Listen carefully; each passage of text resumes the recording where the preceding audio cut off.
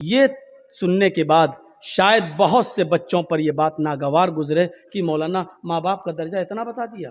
اللہ کے نبی فرماتے ہیں اپنے ماں باپ کی کبھی بھی نافرمانی مت کرنا، اپنے ماں باپ کا دل کبھی مت دکھانا۔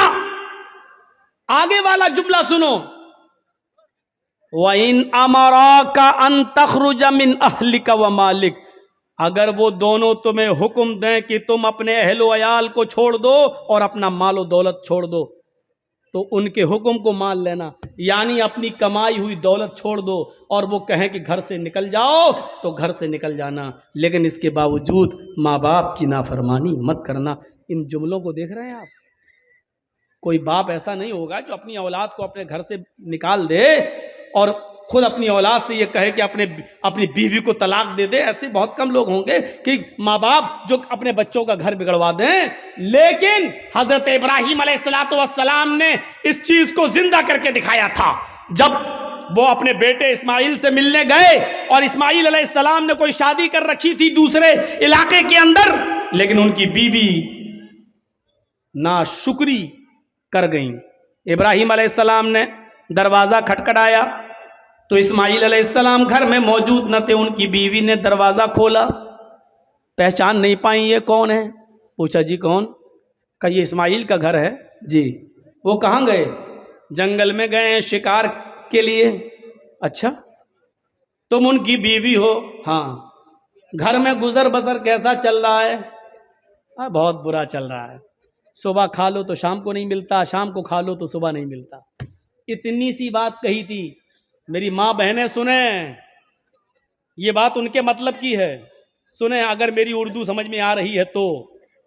ویسے آنا چاہیے، ٹی وی کے سیریل دیکھتی ہیں ہندی والے تو آنا چاہیے۔ ہم سے یو پی میں ایک میڈیا والے نے پوچھا کہ مولانا آپ تو ہندی اردو بولتے ہو تو بنگال میں آپ کی تقریر لوگ کیسے سمجھ جاتے ہیں؟ میں نے کہا بنگال سے زیادہ تو میری بات کہیں سمجھنے والے ہیں ہی نہیں، کیسے سمجھ جاتے ہیں؟ یہ بات کیسے کہہ رہے ہو؟ میں نے کہا دیکھیے میں نے چناؤ میں ایک ہی اشارہ کیا تھا، بڑے نقصان سے بچنے کے لیے چھوٹا نقصان کرنا پڑے تو کر دو۔ بنگال والوں نے سمجھ لیا اور ایک طرفہ ووٹ ڈال دیا۔ ایک طرفہ ووٹ، تو جتنی بات بنگال کے لوگ ہماری سمجھتے ہیں اتنا تو کہیں نہیں سمجھتے۔ یو پی میں دیکھو کیسی کھینچا تانی چل رہی ہے۔ ابھی دیکھیے پورا کھیل کھیلا جا چکا ہے، بساط بچھائی جا چکی ہے، خود مودی کو آستین کے سانپ مل چکے ہیں۔ ہمارے ہی لوگوں میں ایسے لوگ بھی مل چکے ہیں جو پسے پردہ اس کی مدد کرنے کے لیے تیار ہیں۔ ان کو معلوم ہے کہ 2 سیٹ بھی ہم نہیں جیتیں گے، ان کو معلوم ہے کہ ہماری 2 سیٹ بھی نہیں نکلے گی، لیکن 100 سیٹوں پر کھیل بگاڑنے کا اسی کا تو انعام ہے، اسی کا تو پیسہ ہے، اسی کی بدولت تو ہماری یونیورسٹیاں، میڈیکل کالج اور یہ ساری چیزیں چل رہی ہیں۔ ان کو معلوم ہے اچھی طریقے سے، ورنہ وقت کے حالات کے تناظر میں دیکھیے، موب لنچنگ کو دیکھیے، NRC اور CA پر ہونے والے احتجاج میں یک طرفہ گولیوں سے ٹھوک دیا گیا، مار دیا گیا، رحم نہیں آ رہا۔ ان تمام چیزوں کو دیکھتے ہوئے جرجیس نے یہ کہا ہے، میں نہیں کہتا کہ میرے لیے فلاں پارٹی اچھی ہے، یقیناً کوئی پارٹی اچھی نہیں ہے، لیکن اس وقت یو پی میں آپ کو یہ دیکھنا ہے کہ ہمارا بڑا نقصان کس میں ہے اور چھوٹا نقصان کس میں ہے۔ ہمیں چھوٹا نقصان گوارا کر لینا چاہیے بڑے نقصان سے بچنے کے لیے۔ کسی پارٹی کا نام نہیں لیا، پھر بھی میڈیا اچھالے گی کیا؟ مولوی جرجیس نے کہا، اکھلیش کا مولوی آپ کے بنگال میں کیا کہہ رہا تھا؟ ممتا کا مولانا کہاں چھپا ہے؟ جس دن سے ممتا جیتی ہے کمینہ میرا نام ہی لینا بھول گیا، اندر چلی گئی، بیک گراؤنڈ ہو گئی، پتہ نہیں کہاں چلی گئی۔ یہ ہندوستان کی اینکر پتہ نہیں کہاں چلی گئی، چھپ گئی۔ اب میں اس سے پوچھتا پھر رہا ہوں بنگال کی ہر تقریر میں، کہاں چھپی ہے؟ جرجیس تو شیر کی طرح دھار رہا ہے، تو کہاں چھپ گئی ہے؟ کس بل میں چلی گئی ہے؟ کہاں؟ اس کا پتہ نہیں ہے۔ اب یو پی میں کھیل بگاڑنے کی کوشش ہوگی اور جو چیز ہم نے بولی بھی نہیں ہے وہ دکھائی جائے گی وہاں۔ ابھی یو پی میں کوئی تقریر میری نہیں ہو رہی ہے، میں نے پہلے کہہ دیا 6 مہینے ابھی جب تک یہاں الیکشن نہیں ہو جائے گا میں نہیں بولوں گا، میں تقریر ہی نہیں کروں گا یو پی میں۔ کیوں؟ کیونکہ میری ایک تقریر چاہے جمعے کا خطبہ بھی دوں وہ بھی اس کو اچھال کے اور ادھر ادھر کا بہار بنگال کا لا کے ٹی وی والی اس کو جوڑ دے گی۔ ادھر ادھر کا لا کے دیکھیے مولوی یہ بولا، بولیں گے ہم بنگال میں اور دکھائے گا کہ یو پی میں بولا، کیونکہ یہ جھوٹ انہوں نے اپنے باپ سے سیکھا ہے، یہ جھوٹ انہوں نے اپنے باپ سے، اب باپ کا نام نہیں لوں گا، آپ جانتے ہیں وہ باپ کون ہے، انہوں نے اپنے باپ سے جھوٹ بولنا سیکھا ہے اور باپ نے جھوٹ بولنے کا انعام ان کو دیا ہے۔ تو میرے بھائیوں، ہمارے اوپر بھی تلواریں لٹکتی ہیں، وَلَا تَعُقَّنَّ وَالِدَيْكَ۔ اگر سمجھ رہی ہو میری ماں بہنوں تو سنو، حضرت ابراہیم علیہ السلام نے کہا گھر میں گزر بسر کیسا چل رہا ہے؟ کہتی ہے بہت برا، صبح کھا لو تو شام کو نہیں ملتا، شام کو کھا لو تو صبح نہیں ملتا۔ حضرت ابراہیم نے کہا میں جا رہا ہوں، جب اسماعیل گھر پہ آ جائیں تو ان سے کہنا ایک بزرگ آدمی آیا تھا، ایک بوڑھا آدمی آیا تھا، اس نے تمہیں سلام کہا ہے اور ایک مشورہ دیا ہے کہ اپنے گھر کی چوکھٹ بدل لو۔ چوکھٹ سمجھتے ہو نا؟ اپنے گھر کی چوکھٹ بدل لو۔ اسماعیل کی بیوی کہتی ہے یہ بڈھا سٹی آ گیا، چوکھٹ تو میری صحیح ہے، سردی میں دھوپ بھی آتی ہے، گرمی میں ہوا بھی آتی ہے، یہ بڈھا کہہ رہا گھر کی چوکھٹ بدل لو۔ اسماعیل علیہ السلام جب شکار کر کے واپس آتے ہیں، کہا کہ ایک بڈھا آدمی آیا تھا، آیا ہوگا ہاں، پھر سلام کا، اچھا سلام کہا، سمجھ گئے کہ میرے باپ ہیں جی، اور پتہ نہیں، اور کہا کہ پتہ نہیں والی بہکی باتیں کر رہا تھا، بڈھا تھا سٹیا گیا تھا، کہنے بتاؤ تو کیا کہا اس نے؟ کہا اپنے گھر کی چوکھٹ بدل لینا۔ کہا بیوی تم نے کیا کہا اس سے؟ کچھ نہیں، اس نے پوچھا تھا گھر کا گزر بسر کیسا چل رہا، میں نے کہہ دیا بہت برا، صبح کھا لو تو شام کو نہیں ملتا، شام کو کھا لو تو صبح نہیں ملتا۔ اے میری بیوی، وہ بڈھا میرا باپ تھا، تم اس کی بہو ہو، اور اس نے جو یہ کہا کہ اپنی چوکھٹ بدل لینا، اس کا مطلب یہ ہے کہ اس نے تمہیں طلاق دینے کا حکم دیا ہے مجھے، اس نے اشارہ کر دیا ہے کہ گھر کی چوکھٹ ٹھیک نہیں ہے۔ آپ کی بیوی تو ایسی ہونی چاہیے، چاہے اسے کھانا ملے یا نہ ملے، ہر حال میں وہ اللہ کا شکر ادا کرے، اور اس کو یہ کہنا چاہیے کہ ہم ہر حال میں اللہ کا شکر گزار ہیں، اس نے جس حال میں مجھے رکھا ہے ٹھیک ہے۔ لیکن تم نے یہ جملے نہ بول کر یہ کہہ دیا بہت برا حال ہے، صبح کھا لو تو شام کو بھوکی رہتی ہوں، شام کو مل جائے تو صبح بھوکی اٹھتی ہوں، یہ جملے تم نے کہا، تم نے اپنے رب کی ناشکری کی، اللہ کی نافرمانی کی ہے، ناشکری کی ہے، اور میرے باپ نے تمہیں طلاق دینے کا حکم دیا ہے، اب تم ایک پل بھی میرے ساتھ نہیں رہ سکتی ہو، میں تمہیں طلاق دے رہا ہوں۔ اتنی سی بات پر طلاق؟ تم تو اپنے شوہروں سے پتہ نہیں کیا کیا کہہ دیتی ہو، جا پورے مہینے کی تنخواہ مل گئی، فیئر اینڈ لولی کب کی ختم ہو گئی ابھی تک نہیں لا رہے، پاؤنڈز کریم کب کی ختم ہو گئی ابھی تک نہیں لا رہے، جب سے تمہارے گھر میں آئی ہوں پریشانی تو ہوں، آرام ملا کب؟ یا اللہ کتنے خطرناک جملے ہیں، ان جملوں کو زبان سے کہنے سے پہلے تیری زبان کٹ کے زمین پر گر کیوں نہیں گئی؟ یہ زمین پھٹ کیوں نہیں گئی؟ تو اس زمین کے اندر سما کیوں نہیں گئی؟ کیسے یہ جملے تیرے منہ سے نکل جاتے ہیں؟ دوبارہ انہوں نے جب دوسرا نکاح کیا اور شادی کی، پھر ایک عرصے کے بعد ابراہیم علیہ السلام جب دوبارہ گئے، اسماعیل شکار کے لیے گئے ہوئے تھے، دروازہ کھڑکھڑایا، دوسری بیوی نکل کے آئی، آپ کون؟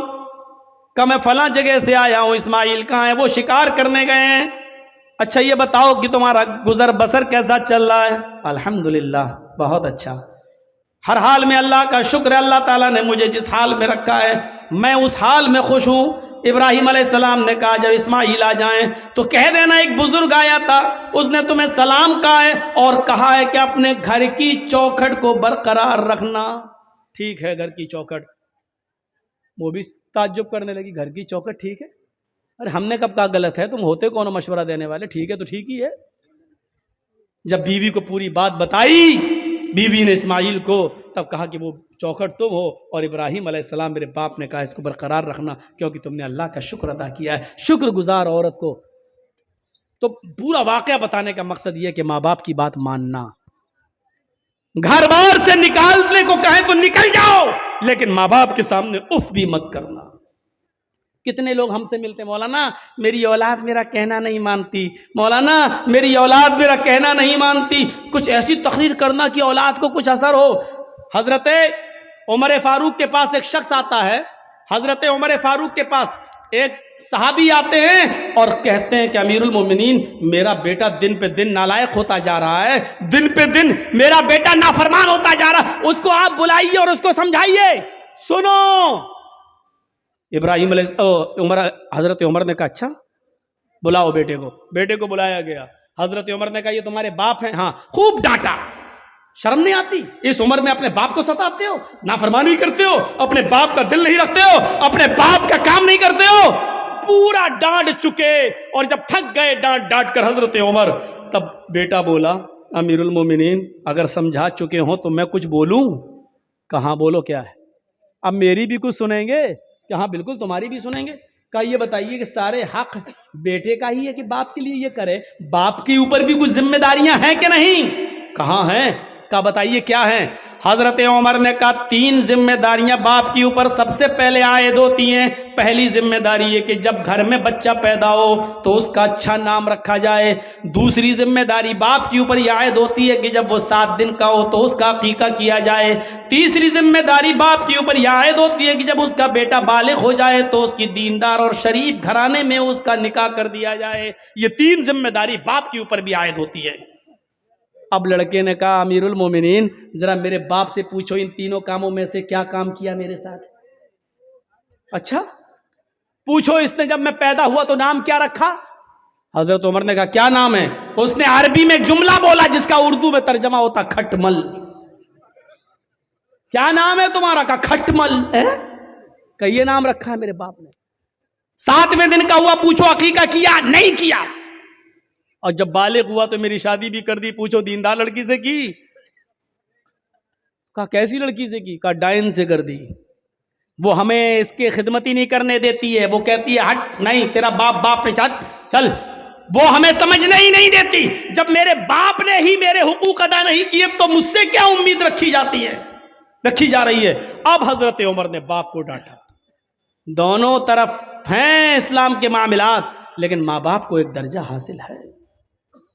کچھ دنیا میں ایسے لوگ بھی گزرے ہیں کہ جب مامون رشید کا خطاب آیا، خلیفہ جب مامون رشید کا خطاب آیا تو یحییٰ برمکی اور اس کا بیٹا فضل برمکی اور اس کا بیٹا یحییٰ برمکی، یہ دونوں کے دونوں مامون رشید کے خطاب میں آ گئے اور جیل میں ڈال دیے گئے۔ فضل برمکی اور یحییٰ برمکی باپ بیٹے دونوں جیل میں ڈال دیے گئے۔ باپ بہت بوڑھا ہو چکا ہے، سردی کی رات ہے، فجر کی نماز میں باپ کو وضو بنا کے نماز پڑھنا ہے، بیٹا دیکھ رہا ہے کہ جیل میں گرم پانی کا انتظام نہیں ہے، کیا کیا جائے؟ تو بیٹے نے تانبے کے لوٹے میں عشاء کی نماز پڑھنے کے بعد پانی بھر لیا اور اپنے باپ کو سلا دیا کہ ابو آپ سو جائیے۔ اس جیل کے اندر یحییٰ برمکی سو رہے ہیں اور ان کا بیٹا فضل برمکی تانبے کے لوٹے میں پانی لے کر اپنے پیٹ میں لگا لیتا ہے۔ عشاء کی نماز کے بعد اپنے پیٹ پر وہ پانی کے لوٹا لگا لیتا ہے، تانبے کا لوٹا، اور فجر کی اذان تک لگاتا ہے کہ پیٹ کی گرمی سے اس ٹھنڈے پانی میں کچھ گرمی آ جائے، اس تانبے کے لوٹے میں کچھ حرارت آ جائے، اور صبح جب فجر کی نماز میں میرے باپ وضو بنائیں تو میں تھوڑا گرم پانی اپنے باپ کو دے سکوں۔ اپنے باپ کے گرم پانی کے لیے رات بھر تانبے کے لوٹے کو اپنے پیٹ سے لگا لیتا تھا اور فجر کی نماز میں اپنے باپ کو قدرے گرم پانی دے دیا کرتا تھا۔ ایسے فرما بردار اولاد بھی نکلی ہے۔ ہم کن میں ہیں اپنے آپ کو ڈھونڈیں اور تلاش کریں اور گریبانوں کے بٹن کھول کے دیکھیں۔ ہم سوچ تو سکتے ہیں نا ہم کس میں ہیں، نافرمانی کرنے والوں میں یا اس میں فرما برداری کرنے والوں میں۔ وَقَضَىٰ رَبُّكَ أَلَّا تَعْبُدُوا إِلَّا إِيَّاهُ وَبِالْوَالِدَيْنِ إِحْسَانًا، اللہ کے علاوہ عبادت کسی کی نہیں، اور عبادت کے فوراً بعد ماں باپ کے ساتھ احسان کرو۔ وَبِالْوَالِدَيْنِ إِحْسَانًا، میں بڑے تعجب میں تھا کہ اللہ نے یہاں پر احسان کیوں کہا ہے؟ احسان کے اندر ہر نیکی شامل ہے۔ یہ نہیں کہا اللہ تعالیٰ نے کہ ماں باپ کے ساتھ ان کی بیماری میں اچھا سلوک کرو، یہ نہیں کہا کہ ان کو کھلاؤ، یہ نہیں کہا کیونکہ اگر کہہ دیتا کھلاؤ تو ایک ہی معنی ہوتا، لیکن اللہ نے کیا کہا وَبِالْوَالِدَيْنِ احسانا، احسان کرو۔ احسان کا مطلب اگر ان کو دوا کی ضرورت ہے تو دوا لا کر دو، اگر وہ کمر کے درد کے شکار ہے، بستر پہ لیٹے رہتے ہیں، انہوں نے کہا کہ بیٹے مجھے ذرا باہر بیٹھنے کا دل کر رہا ہے، تو اپنی پیٹھ پر لاد کر ان کو گھر کے باہر ان کو ہوا کھلاؤ بٹھاؤ۔ اگر ان کا دل کہتا ہے کہ بیٹے مجھے فلاں جگہ لے کے چلو، تو ان کو اپنے کاندھے پہ اٹھا کر ادھر بھی لے کے جانا پڑے گا۔ نیکی، احسان میں ہر نیکی شامل ہے، ہر نیکی، جس چیز کی بھی ضرورت ہے۔ حضرت عمر فاروق نے ایک صحابی کو، ایک شخص کو دیکھا کہ وہ خانہ کعبہ کا طواف کر رہا ہے اور اس نے اپنی ماں کو اپنے کاندھے پر اٹھا رکھا ہے۔ حضرت عمر فاروق نے اس کو دیکھ کر مسکرایا، فرمایا تم نے جنت کما لی، تم اپنی ماں کو طواف کرا رہے ہو اس حال میں کہ تمہاری ماں لنگڑی ہے اور آنکھوں سے اندھی ہے، تم نے اپنی ماں کو طواف کرایا، اپنی گود میں لاد کر اس کو خانہ کعبہ کا طواف کرا رہے ہو، تم نے جنت کما لی۔ اپنی ماں کو طواف کرانے والا صحابی کیا کہتا ہے، امیر المومنین کیا میں نے اپنی ماں کا حق ادا کر دیا؟ میں اپنی ماں کا پیشاب پائخانہ دھوتا ہوں کیونکہ آنکھوں سے اندھی ہے، پیروں سے لنگڑی ہے، میں اپنے ماں کا پیشاب پائخانہ صاف کرتا ہوں، اس کے کپڑے بھی دھوتا ہوں۔ میری ماں نے تب عمرہ کرنے کی غرض سے مجھ سے گزارش کی ہے تو میں نے اس کا طواف کرایا اور اپنے کاندھے پر لاد کر اس کو طواف کرا رہا ہوں، کیا میں نے اپنی ماں کا حق ادا کر دیا؟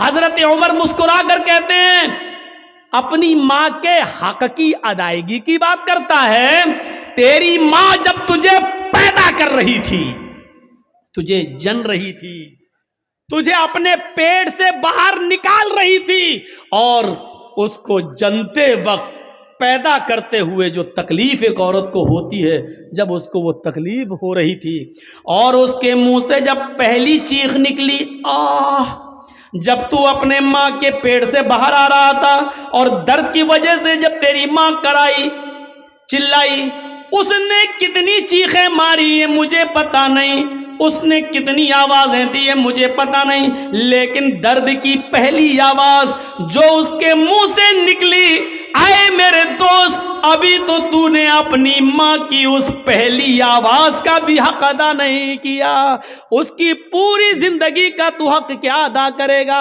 ابھی تو نے اپنی ماں کے پیدا کرتے وقت ہونے والی تکلیف کی پہلی درد کی آواز کا بھی حق ادا نہیں کیا۔ آدمی اپنی ماں کے لیے کتنا بھی کر لے لیکن اپنی ماں کا حق ادا نہیں کر سکتا ہے، نہیں، ممکن ہی نہیں ہے کہ وہ اپنی ماں کا حق ادا کر لے۔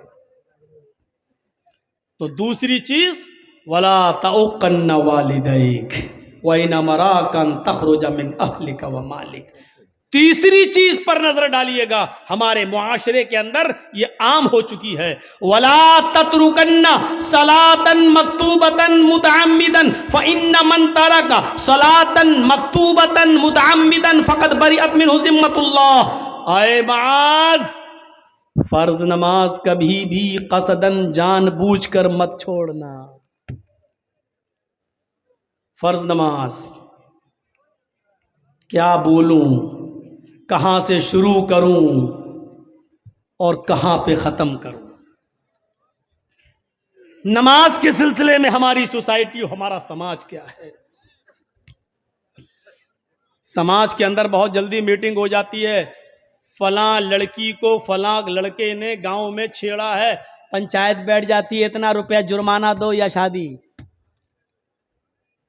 سزا متعین ہو جاتی ہے، پنچایت بیٹھ جاتی ہے۔ واہ رے گاؤں کے پنچایتیوں، مبارکبادی کے لائق ہو تم، لیکن دل پہ ہاتھ رکھ کے بتانا، جس نے آپ کے محلے میں فجر کی نماز نہ پڑھی ہو اس کے لیے تم نے کون سی پنچایت کی ہے؟ عصر کی نماز کے وقت وہ اپنے کھیت میں کھیت جوت رہا تھا، تم نے اس کے لیے کون سی پنچایت کی ہے؟ اور اگر نماز چھوڑنے پر پنچایت نہیں کر سکتے ہو تو پھر لڑکے اور لڑکی کے معاملے میں لے کے بھاگ گیا یا زنا کر لیا اور اس کے لے کے پنچایت اتنے روپے جرمانہ دے لڑکے والا، تم نے فلاں کی لڑکی کی زندگی برباد کر دی. واہ صاحب، لڑکی کی زندگی برباد، لڑکا. میں نے کورٹ کے اندر ایک بحث میں لیڈی وکیل کی یہ بحث سنی ہے اپنے کانوں سے کہ جب وہ لیڈی وکیل لڑکے کا مقدمہ لڑ رہی تھی اور لڑکے کا مقدمہ جینٹس وکیل لڑ رہا تھا، لڑکی کا مقدمہ جینٹس وکیل اور لڑکے کا مقدمہ لیڈی وکیل بچا رہی تھی لڑکے کو، اور جینٹس جو وکیل تھا وہ سزا دلوانا چاہ رہا تھا. تو اس وکیل نے جو لیڈی تھی وہ سوئی لے کر آئی تھی، سوئی اور دھاگا، اور اس نے کہا جج صاحب دیکھیے یہ دھاگا میں سوئی میں ڈال رہی ہوں. اس بحث میں ہم شامل تھے، دیکھ رہے تھے، سن رہے تھے. ایسے جب دھاگا سوئی تک لے جاتی تھی اور سوئی کو ایسے کر لیتی تھی، دیکھیے صاحب دھاگا سوئی میں نہیں جا رہا ہے ایسے. تو جج مسکرا کے کہتا ہے میڈم آپ سوئی تو ہٹا لیتی ہیں تو دھاگا اندر جائے گا کیسے؟ کہا جج صاحب اب آپ کو فیصلہ کر دینا چاہیے، جب لڑکی خود اپنے آپ کو اگر بچانے لگے تو لڑکا اس کے ساتھ ریپ کر کیسے سکتا ہے؟ میرے کہنے کا مقصد یہ ہے کہ لڑکے کی ریپ کی جرات تبھی ہوتی ہے جب لڑکی کی طرف سے اس کو اشارے ملتے ہیں، اس کو مواقع ملتے ہیں، اس کو اوسر ملتے ہیں، اس کو ٹائم ملتا ہے، اس کو جگہ متعین کی جاتی ہے. اس وقت زنا کہہ لو یا ریپ کہہ لو یا یہ کہہ لو کہ زنا بالرضا. اور پھر جب اس لڑکا لڑکی سے شادی کے لیے منع کر دیتا ہے تو لڑکی اسی رضامندی کے ساتھ کیے ہوئے زنا کو ریپ میں چینج کر دیتی ہے، ریپ میں بدل دیتی ہے. میرے بھائیوں، اور جج کو فیصلہ سنانا پڑا اور لڑکے کو باعزت بری کرنا پڑا. مقدمہ لڑنے والی اگر قاعدے کی ہو اور بچانے پہ آ جائے تو بچا لیتی. ہم کہاں سے شروع کریں نماز کا معاملہ؟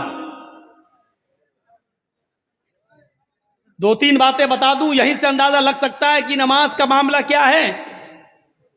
عبداللہ ابن باز، شیخ ابن باز سے مسئلہ پوچھا گیا. ایک عورت نے مسئلہ پوچھا کہ میرا شوہر نماز نہیں پڑھتا، کیا میں اپنے شوہر کے ساتھ بے نمازی شوہر کے ساتھ رہ سکتی ہوں یا نہیں؟ شیخ ابن باز نے کہا کہ اس کو تم نصیحت کرو، اس کو تم سمجھاؤ، 3 دن 10 دن 20 دن 1 مہینہ، اگر وہ مان جائے اور نماز پڑھنے لگے تو ٹھیک. اس نے پھر مسئلہ پوچھا کہ کئی سالوں سے میں سمجھا رہی ہوں لیکن نماز نہیں پڑھ رہا ہے، میرا اپنے بے نمازی شوہر کے ساتھ رہنا جائز ہے یا ناجائز؟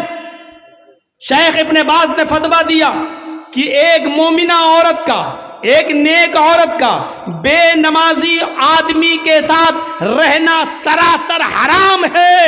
اس عورت نے پھر پوچھا شیخ ابن باز سے، میرا ہسبینڈ مجھے طلاق نہیں دے رہا ہے، وہ کہتا ہے میں نماز نہیں پڑھتا ہوں تو کیا ہوا لیکن میں تجھے طلاق نہیں دوں گا، اب میں اپنے شوہر کو کیسے چھوڑوں؟ شیخ ابن باز کا فتویٰ تھا کہ جب تیرا شوہر نماز ہی نہیں پڑھتا، اور جب نماز نہیں پڑھتا تو وہ مومن ہی نہیں ہے، اور جب مومن ہی نہیں ہے تو اس کے نکاح میں آٹومیٹک نہیں ہے، اور جب اس کے نکاح میں تو نہیں ہے تو طلاق کی ضرورت ہی نہیں ہے. نکاح قاضی سے فسخ کرا اور ایک حیض، ایک پیریڈ انتظار کر کے اپنا دوسرا نکاح کر لے، شوہر طلاق دے یا نہ دے، کیونکہ بے نمازی جب مومن ہی نہیں ہے تو طلاق کی ضرورت بھی نہیں ہے، تو عدت گزار کے دوسرا نکاح کر سکتی ہے. یہاں سے آپ اندازہ لگا سکتے ہیں میرے بھائیوں کہ ایک نماز پڑھنے والی عورت کو بے نمازی شوہر کے ساتھ رہنا جائز نہیں ہے. یہاں سے آپ اندازہ لگائیں. بے نمازی اگر مر جائے تو اس کی نماز جنازہ بھی جائز نہیں ہے. بے نمازی اگر مر جائے تو اس کو مسلمانوں کے قبرستان میں دفن کرنا بھی جائز نہیں ہے. چل رہا ہے. ہمارا سماج اس پر کیا ایکشن لیتا ہے سوچیے آپ. نماز تو ایک ایسا معاملہ ہے کہ حضرت علی نے جس کو قاضی بنایا تھا، قاضی شریح جس کا نام تھا، بہت بڑے قاضی تھے. ان کا بیٹا ایک مدرسے میں پڑھتا تھا. ایک بار یہ نائی کی دکان پہ گیا، نائی باربر حجام، بال بنوانے لگا. اسی بیچ عصر کی اذان ہو گئی. جب بال بنوا کے آیا تو جماعت ہو چکی تھی. سلام پھیر دیا، السلام علیکم ورحمۃ اللہ. یہ جلدی سے آیا، وضو بنایا، اور وضو بنانے کے بعد اس نے اکیلے نماز پڑھ لی. لیکن مدرسے کے ٹیچروں نے دیکھا کہ اس نے جماعت کے ساتھ نماز نہیں پڑھی. یہ بعد میں آیا اور اکیلے نماز پڑھ رہا. نماز پڑھی اس بچے نے، لیکن بعد میں پڑھی. مدرسے کے ٹیچر نے، مدرسے کے استاذ نے قاضی صاحب کو لیٹر لکھا، قاضی صاحب آپ کے بیٹے نے نائی کی دکان پر بال بنوانے میں اتنا ٹائم لگا دیا کہ جب بال بنوا کر آیا تو عصر کی نماز کی جماعت ہو چکی تھی. اس نے بعد میں اکیلے نماز پڑھی ہے. مدرسے کا مینجمنٹ کمیٹی کیا سزا دے آپ متعین کریے. میں مدرسے کا مینجمنٹ کمیٹی کا ممبر ہوں، لیکن آپ قاضی ہیں، آپ بتائیے کہ آپ کے بیٹے کو کیا سزا دی جائے. قاضی صاحب نے جو سزا دی سنیے وہ کیا تھا. ایک موٹا ڈنڈا بھیجا اور ایک لیٹر لکھا، اور لیٹر میں لکھا ہوا تھا مدرسے کی مینجمنٹ کمیٹی کو یہ میں آرڈر دیتا ہوں کہ میرے بیٹے کو اس موٹے ڈنڈے سے اتنا مارو جب تک یہ ڈنڈا ٹوٹ کر 3 ٹکڑے نہ ہو جائے، اس وقت تک اس ڈنڈے سے میرے بیٹے کو پیٹتے رہو. جب یہ ڈنڈا 3 ٹکڑے ہو جائے تو میرے بیٹے کو پیٹنا چھوڑ دینا اور اس کا کھانا پانی بند کر کے کمرے میں بند کر دینا. اگر وہ توبہ کر لے اور اقرار کرے کہ آئندہ میں کبھی اتنے تنگ وقت میں بال نہیں بنواؤں گا، یا کوئی تنگ وقت میں ٹائٹ شیڈیول میں نماز کا وقت قریب ہو تو میں کوئی دوسرا کام نہیں کروں گا، اگر اس بات کا اقرار کرے تو چھوڑ دینا، ورنہ بھوکا پیاسا اگر مرتا ہے تو مر جانے دینا. یہ قاضی کا فیصلہ ہے اپنے بیٹے کے بارے میں، قاضی شریح کا. ہم اپنی نوجوان نسل کو اینڈرائڈ موبائل ان کے ہاتھوں میں دے دیتے ہیں اور سمجھتے ہیں کہ میرا بیٹا فجر میں جماعت کے ساتھ نماز پڑھے گا. جو آپ کا بیٹا رات کے 12 بجے تک 2 GB ملنے والے نیٹ ورک کو ختم کرنے میں رات گزار دیتا ہو، آپ اپنے اس بیٹے سے یہ امید رکھتے ہیں کہ وہ فجر کی نماز جماعت کے ساتھ ادا کرے گا. ان سردیوں کی راتوں میں آن لائن پڑھائی کے بہانے آپ کی بیٹیاں موبائل استعمال کر کے واٹس ایپ اور فیس بک یوز کر رہی ہیں، اور آپ یہ امید رکھتے ہیں کہ ہماری بیٹیاں با پردہ اور با حیا ہو جائیں گی، نقاب لگائیں گی، خوشبو سے پاک صاف رہ کر بازار میں یا اپنے میکے یا کہیں اور جائیں گی. یہ آپ آج کے اس دور میں امید لگا رہے ہیں تو بیکار ہے. اگر آپ نے اپنی بیٹی کو اینڈرائڈ موبائل دے رکھا ہے، فیس بک اور میسنجر اور واٹس ایپ اگر وہ چلا رہی ہیں تو یاد رکھیے گا آپ اپنی بیٹی پر بھروسے کے لائق نہیں ہیں. آپ کی نظر میں آپ کی بیٹی کتنی پاک صاف ہو، لیکن آپ کو اپنی بیٹی پر بھروسہ نہیں کرنا چاہیے، اعتماد نہیں کرنا چاہیے، اس لیے کہ واٹس ایپ اور میسنجر اور فیس بک چلانے والی لڑکی کا اعتبار نہیں کیا جا سکتا ہے. آج کے اس دور میں جب حضرت عائشہ صدیقہ کے اوپر تہمت لگ سکتی ہے، حضرت عائشہ صدیقہ الزام سے اپنے آپ کو نہیں بچا سکتی ہیں، تو ہماری بیٹیاں ان سے زیادہ پاک دامن تو نہیں ہیں، ہماری بچیاں ان سے زیادہ نیک تو نہیں ہیں. جب منافقوں نے، جھوٹوں نے، جب کجروؤں نے اور دل کے گندے لوگوں نے اما عائشہ کو نہیں چھوڑا تو ہماری بیٹیوں کو کیسے چھوڑیں گے؟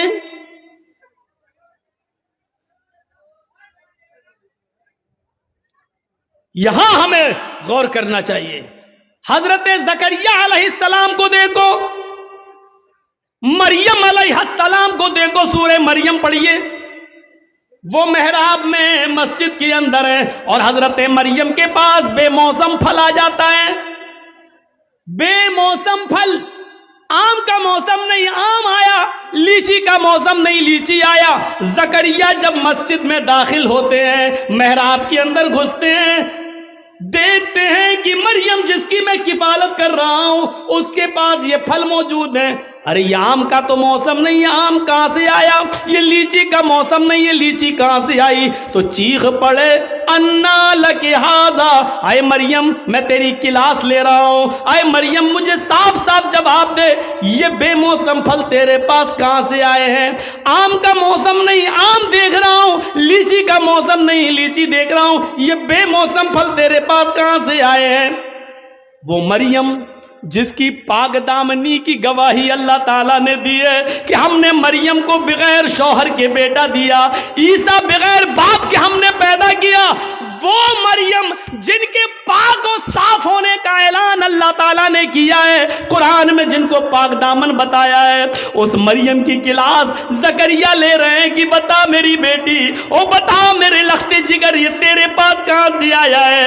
کس لڑکے نے دیا ہے؟ کون ہے جس سے تیرے کانٹیکٹ ہے، جس سے تیرے تعلقات ہیں؟ اللہ والی تھی، نیکی فرما بردار تھی، اپنے سرپرست کو شرمندہ نہیں کر سکتی تھی، جس نے پال پوس کر مجھے اتنا بڑا کیا اس کی عزت خاک میں نہیں ملا سکتی تھی۔ کہنے لگی آپ میرے اوپر شک نہ کریں، اے زکریا میرے اوپر ڈاؤٹ نہ کریں، قالت ہوا من عند اللہ، یہ کسی لڑکے کی طرف سے نہیں بلکہ اللہ کی طرف سے آیا ہے، یہ اللہ نے بھیجا ہے، یہ جنتی پھل ہے، کوئی فرشتہ دے کر گیا ہے، اس میں کسی لڑکے کا ہاتھ نہیں ہے۔ جب مریم سے پوچھا جا سکتا کہ یہ پھل کہاں سے آیا، تم اپنی بیٹیوں سے کیوں نہیں پوچھ سکتے یہ موبائل تیرے پاس کہاں سے آیا؟ اس میں تو 10 روپے کا بیلنس تھا، آج اس میں 3 مہینے کا نیٹ پیک کیسے پڑا ہے؟ اس میں تو تیری اماں اور خالہ کا نمبر تھا، اس میں 5 نمبر اور کہاں سے آئے ہیں؟ کیا آپ اپنی بیٹیوں سے یہ سوال نہیں کر سکتے ہو؟ تم اسکول تو ڈرائیور کے ساتھ گئی تھی، پھر آئی ہو کس کے ساتھ آئی ہو؟ اکیلے کیسے آئی ہو؟ تمہارا بھائی تمہیں اسکول چھوڑنے گیا تھا، پھر تم نے بھائی کا آنے کا انتظار کیوں نہیں کیا؟ اکیلے کیسے چلی آئی ہو؟ یہ گھر سے کتاب 3 لے کے گئی تھی، یہ 5 کتابیں تمہارے پاس کہاں سے آئی ہیں؟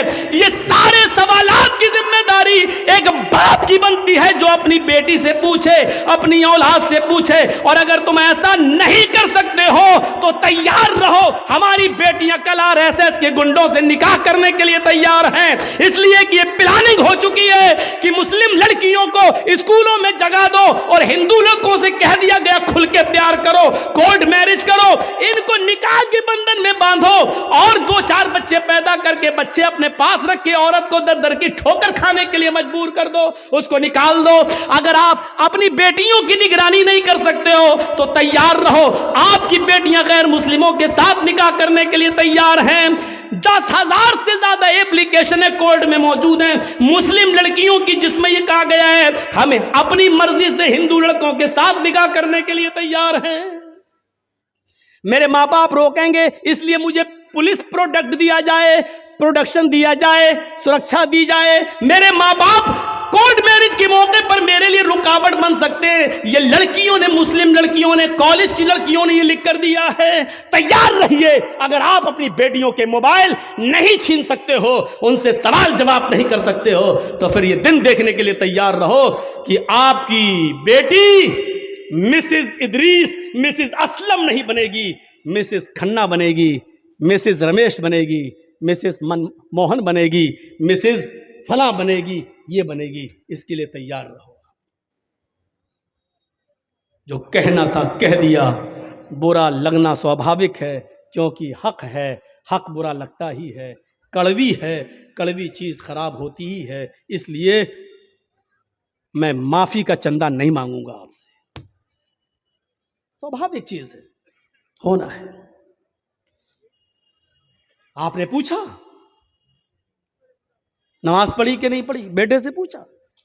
ہمارے نبی نے تو یہ کہا تھا نا جب بچہ 7 سال کا ہو جائے، بچے میں لڑکا لڑکی دونوں شامل ہے، جب بچہ 7 سال کا ہو جائے نماز پڑھنے کا حکم دو، لے کے جاؤ، نہیں پڑھے کوئی بات نہیں، کبھی پڑھے گا کبھی چھوڑے گا، لیکن جب 10 سال کا ہو جائے نماز نہ پڑھے تو اس کو مار مار کے لے جاؤ، مار مار کے نماز کی طرف لے جاؤ، پیٹو۔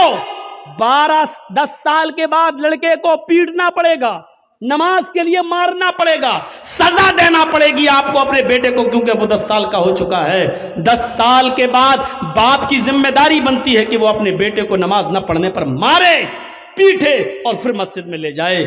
آپ نے کیا ایسا؟ موبائل چلانے کی کھلی اجازت, چلاؤ اور بگڑو. قاضی شریح نے جو فیصلہ کیا اس فیصلے کو دیکھیے. حضرت عمر فاروق جب فجر کی نماز پڑھانے کے لیے کھڑے ہوئے تو ابو لولو نے, فیروز نامی آدمی نے, کسی بات پر وہ حضرت عمر سے ناراض تھا, اس نے خنجر میں زہر بجھا لیا تھا اور چھپ کر بیٹھا ہوا تھا منبر کے پاس. حضرت عمر نے جو ہی کہا اللہ اکبر, فوراً اس نے خنجر مار دیا. حضرت عمر فاروق کے پیٹ میں وہ خنجر لگتا ہے, اس نے نکالا تو پیٹ تھوڑا سا پھٹ جاتا ہے, ناف سے لے کر جہاں شرمگاہ ہوتی ہے یہاں تک جب اس نے خنجر نکالا تو یہاں تک پیٹ پھٹ گیا, خون کا دھارا بہنے لگا. نمازیوں نے ابو لولو کو پکڑنا چاہا لیکن وہ بھاگنے لگا. ایک صحابی نے اپنی چادر اس کے اوپر پھینکی جس سے اس کا پیر الجھ گیا, وہ گر گیا. جب اس نے دیکھا کہ اب میں پکڑا جاؤں گا اور بچوں گا نہیں تو اس نے وہی زہر آلود خنجر اپنے پیٹ میں مار کر خودکشی کر لی اور مر گیا. لیکن حضرت عمر فاروق کو جب ہوش آیا تو ان کو دودھ پلایا جا رہا تھا, دودھ وہ منہ سے پیتے تھے, پیٹ سے باہر نکل جاتا تھا. شہد پلایا گیا تو شہد پیٹ سے باہر نکل گیا. جو چیز کھلائی اور پلائی جا رہی ہے وہ منہ سے تو کھلاتے تھے لیکن پیٹ سے باہر نکل جاتی تھی. اس حال میں کسی نے کہہ دیا امیر المومنین اب آپ فجر کی نماز کیسے پڑھیں گے؟ آپ پہلی رکعت میں تھے اور آپ کو خنجر مار دیا گیا ہے, آپ بے ہوش ہو کر زمین پہ گرے ہیں اور حالت آپ کی ہے کہ کھانا پانی پیٹ میں رک نہیں رہا ہے, آپ فجر کی نماز کیسے پڑھیں گے؟ حضرت عمر نے کہا پڑھوں گا, میری فجر کی نماز کیا ادا نہیں ہوئی ہے؟ کہا نہیں. پانی لاؤ, وضو بنایا, کھڑے ہو گئے. لوگوں نے کہا بیٹھ کے پڑھ لو, کہنے لگے نہیں نہیں ابھی کھڑے ہونے کی طاقت ہے. کھڑے ہو کر 2 رکعت نماز پڑھی اور نماز پڑھنے کے بعد فرمایا لوگوں اگر یہ حالت کسی اور کی ہو جائے, کھانا پانی بھی پیٹ سے نکلنے لگے, اس حال میں بھی اگر نماز کا ٹائم ہو جائے, نماز کا وقت ہو جائے اور اس آدمی کو ہوش ہو تو نماز اس حال میں بھی پڑھنا پڑے گی. اگر اس حال میں ہوش ہے, پیٹ پھٹ جانے کے باوجود, کھانا پانی پیٹ سے نکلنے کے باوجود اگر ہوش ہے اور نماز نہیں پڑھتا ہے تو لا حظ فی الاسلام لمن ترک الصلاۃ, تو ایسے آدمی کا اسلام میں کوئی حصہ نہیں ہے. اس حال میں نماز نہ پڑھے تو اسلام میں حصہ نہیں ہے. جو تندرستی میں نماز نہ پڑھے وہ مسلمان بنا بیٹھا ہے. کتنے بڑے کبھی کسی کو کھڑا کر کے پوچھو کیا نام ہے؟ ضیاء الحق, حق کی روشنی. اچھا نماز پڑھی تھی عشاء کی؟ نہیں مولانا صاحب. ضیاء الحق نماز پڑھی؟ نہیں. اس حال میں نماز معاف نہیں ہے. نماز تو ہے ہی نہیں معاف. جرجی صاحب کو مودی کی یوگی کے کچھ گنڈے پکڑ لیں, کرسی پہ لے کے ہاتھ پیر باندھ دیں, اسی بیچ اذان کی آواز آ رہی ہو اللہ اکبر اللہ اکبر, جرجی صاحب ایک بار کہیں گے صاحب لنچنگ کرنے والوں مجھے مار رہے ہو مار دینا لیکن مجھے 2 رکعت نماز پڑھ لینے دو. چھوڑتے ہیں تو ٹھیک, نہیں چھوڑتے ہیں تو کرسی پر بندے بندے ہمیں نماز پڑھنا پڑے گی. وضو کے لیے پانی دے دو, نہیں دیتے ہیں تو نیت سے وضو کرنا پڑے گا. اللہ وضو کے لیے پانی نہیں ہے, میں نے وضو کی نیت کر لی ہے, یہ وضو کی نیت ہی ہمارے لیے وضو ہوگی. ان سے کہا جائے گا کہ صاحب میرا چہرہ قبلے کی طرف کر دو, اگر وہ کرتے ہیں تو ٹھیک ہے, نہیں کرتے ہیں تو نیت کرنا پڑے گی. ہاں میرا چہرہ کھلا ہوتا تو قبلے کی طرف کرتا, لیکن میں بندھا ہوا ہوں اس لیے میں اسی طرف رک کر کے نماز پڑھ رہا ہوں. آئے اللہ تو کسی قبلے کا محتاج تو نہیں ہے، تو میری دل کی نیت اچھی طریقے سے جانتا ہے. لیس البر ان تولوا وجوہکم قبل المشرق مغرب. یہ آیت آپ کے ذہن میں آنی چاہیے. لیکن نماز اس وقت بھی پڑھنا پڑے گی. قبلے کی طرف چہرہ نہیں ہے کوئی بات نہیں، جہاں تمہارا چہرہ ہے اس طرف کر لو. اللہ اکبر کہہ کر ہاتھ نہیں اٹھ رہے ہیں بن رہے ہیں تو زبان سے اللہ اکبر کہہ لو. وضو کے لیے پابندی ہے، پانی نہیں دیا جا رہا ہے تو نیت وضو سے کر لو.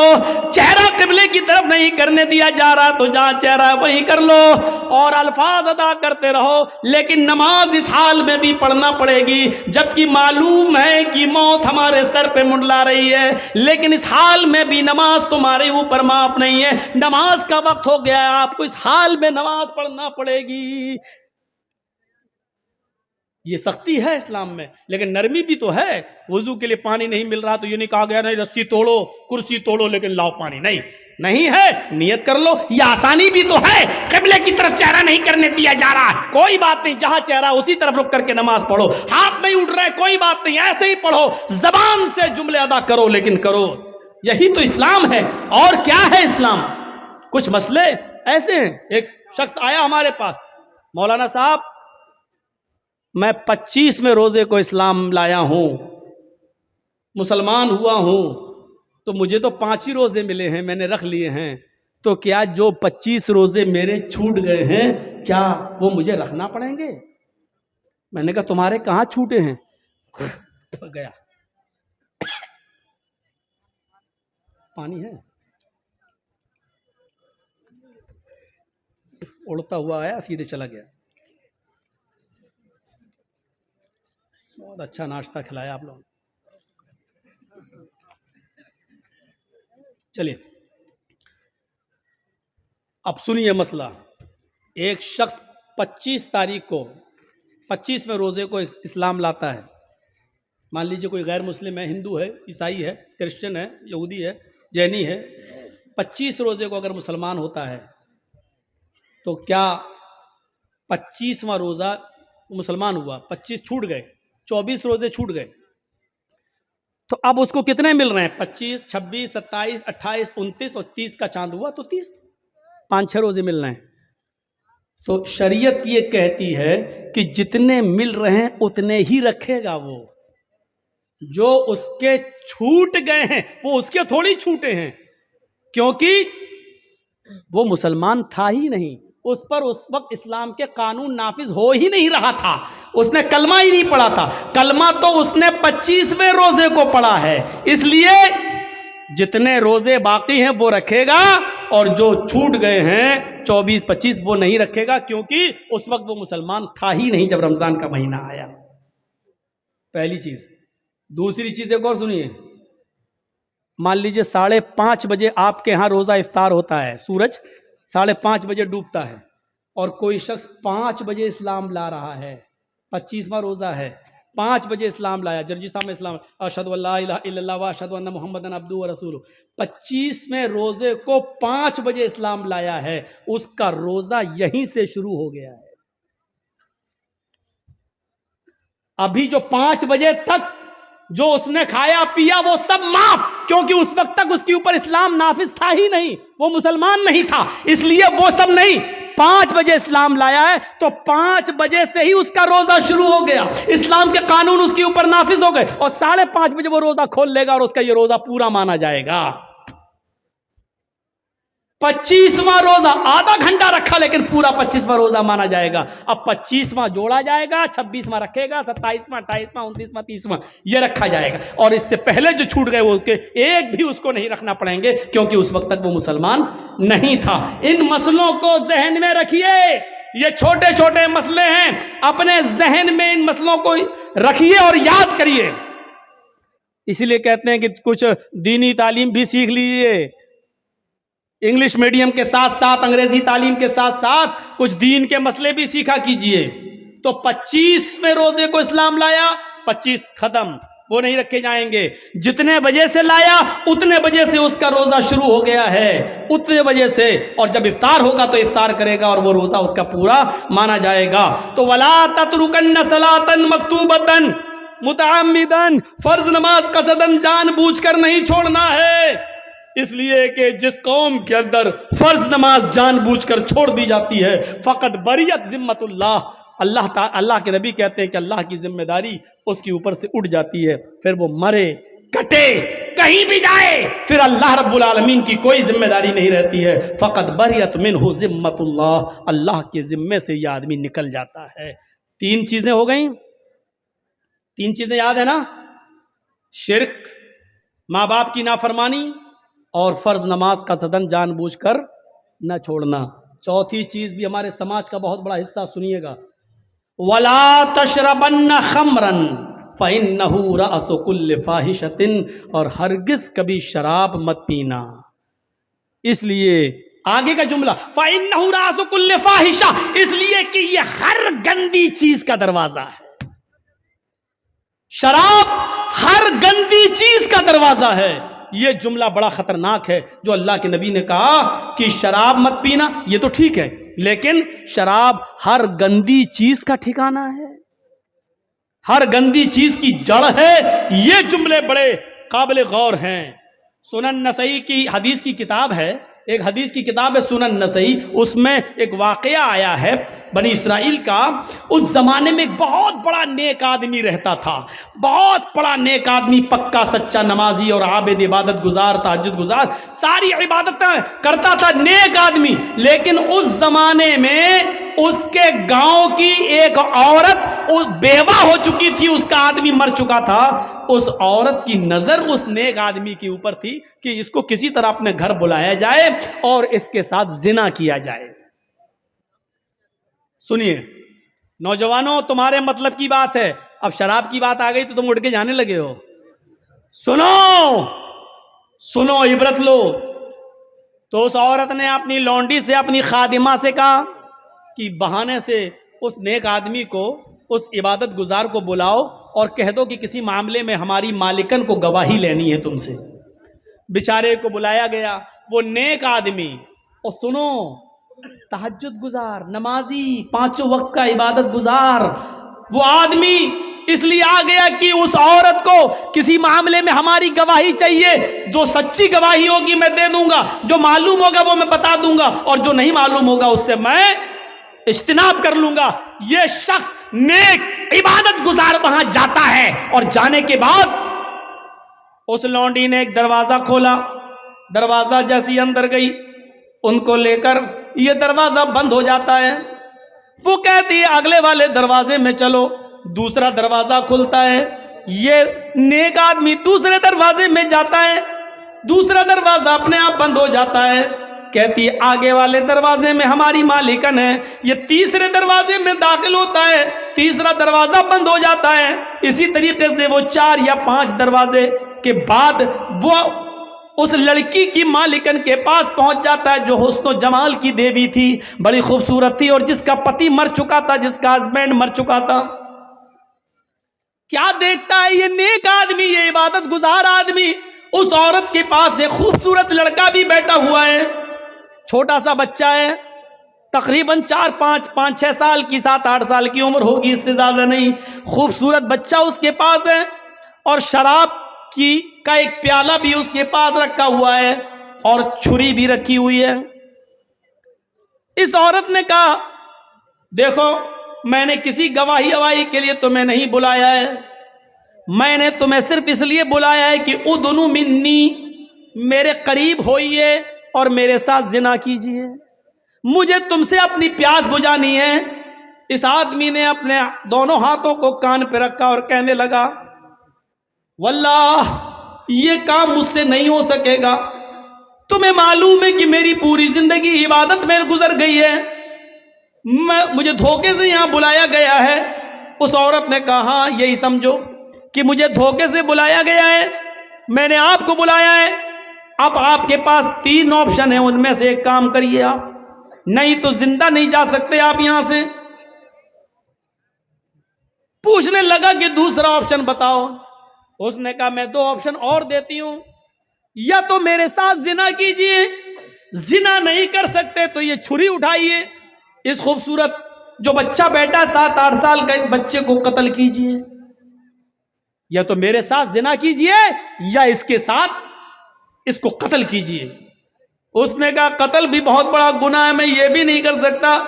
پھر اس نے کہا کہ اگر قتل بھی نہیں کر سکتے ہو تو پھر یہ شراب کا پیالہ جو رکھا ہوا ہے، شراب کے پیالے کو پی لیجئے۔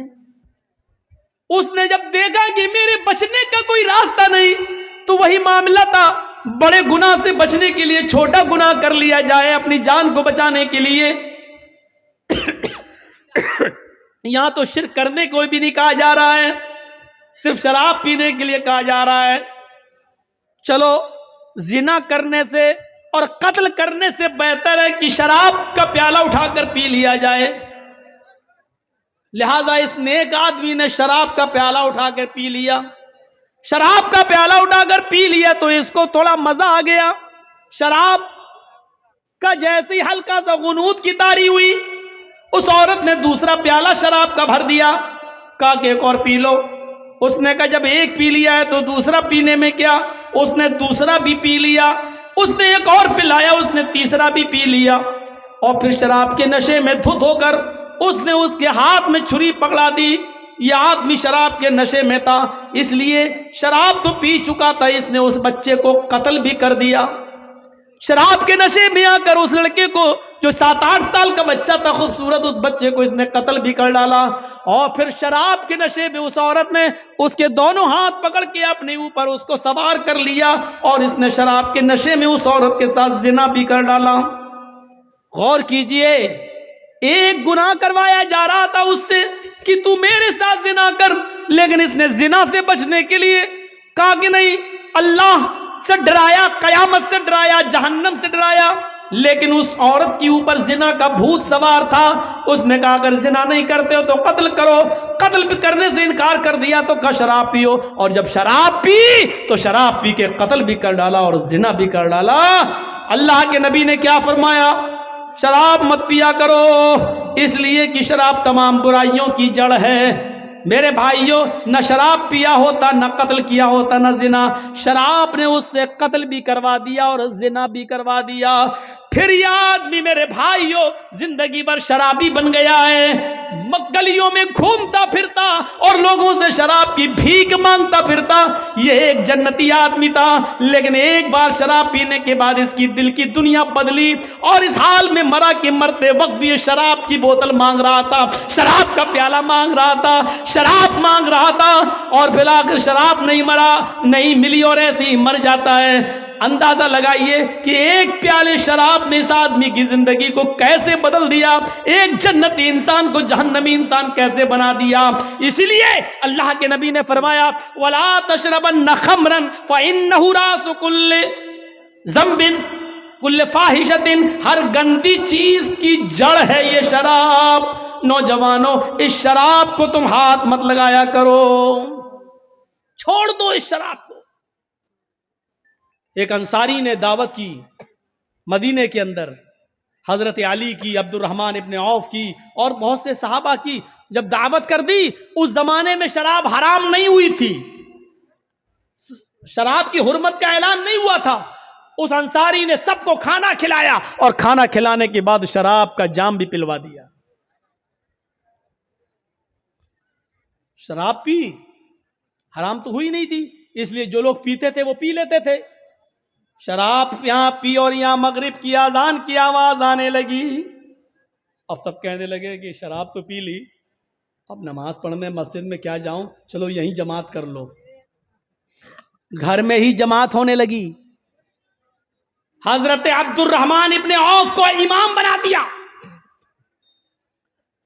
حضرت عبد الرحمن ابن عوف نماز پڑھا رہے ہیں مغرب کی، حضرت علی اور دوسرے صحابہ پیچھے کھڑے ہیں، اور مغرب میں زور زور سے قرآن کی تلاوت کی جاتی ہے، وہ بھی کر رہے ہیں۔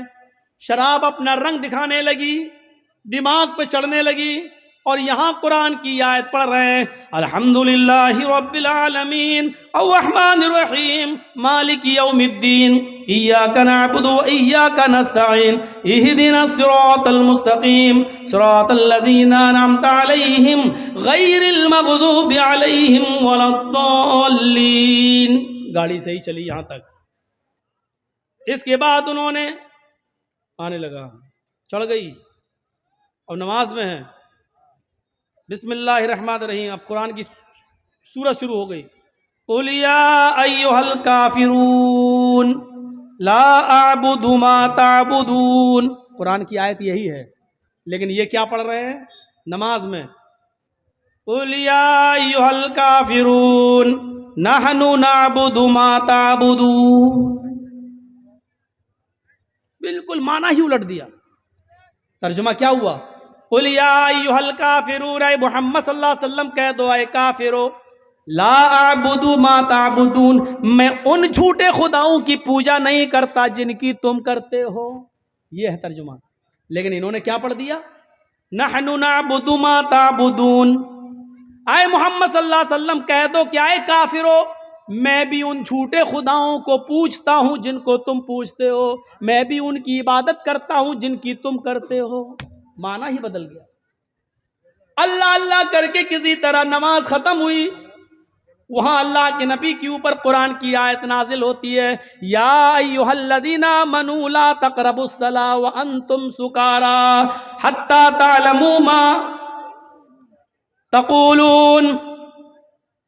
اے ایمان والو، تم نماز کے قریب مت جاؤ جب تم نشے میں ہو. یہ آیت نازل ہو رہی ہے اللہ کے نبی کے اوپر. اے مسلمانوں، اے ایمان والو، تم نماز کے قریب مت جاؤ جب تم نشے میں ہوا کرو. تو نماز کے قریب مت جاؤ، اس وقت تک نہ پڑھو جب تک کہ تم ان باتوں کو سمجھنے نہ لگو جو تمہارے منہ سے نکل رہی ہیں. تمہیں خود نہیں معلوم لا اعبد ما تعبدون پڑھنا ہے کہ نحن نعبد ما تعبدون پڑھنا ہے. تم سمجھ ہی نہیں پا رہے ہو. جب تک تم اپنی زبان سے نکلنے والے جملے اور ورڈز کو سمجھنے نہ لگو تب تک تم نماز نہ پڑھو. صحابہ کے ضمیر جھنجھڑ گئے. یا اللہ، یہ شراب اتنی خراب چیز ہے کہ اللہ تعالیٰ نے نماز جیسی عبادت کو ملتوی کر دیا. یعنی شراب اگر پی لیا کرو تو نماز مت پڑھو جب تم نشے میں ہو. یا اللہ، ایسے کیسے ہو سکتا ہے کہ میں نماز کے لیے شراب چھوڑ دوں، شراب پیوں؟ شراب نماز چھوڑنے کے لیے شراب پیوں؟ نہیں نہیں نہیں، شراب چھوڑ سکتا ہوں لیکن نماز نہیں. اس آیت نے ان کے ضمیروں کو جگا دیا. مسلمانوں، ایمانداری کے ساتھ بتاؤ، ہمارے ضمیر کتنے جاگے ہوئے ہیں شراب کے تعلق سے؟ کتنے؟ چلیے آئیے میرے ساتھ بامبے کا سفر کریے، ٹاٹا ہاسپٹل چلیے.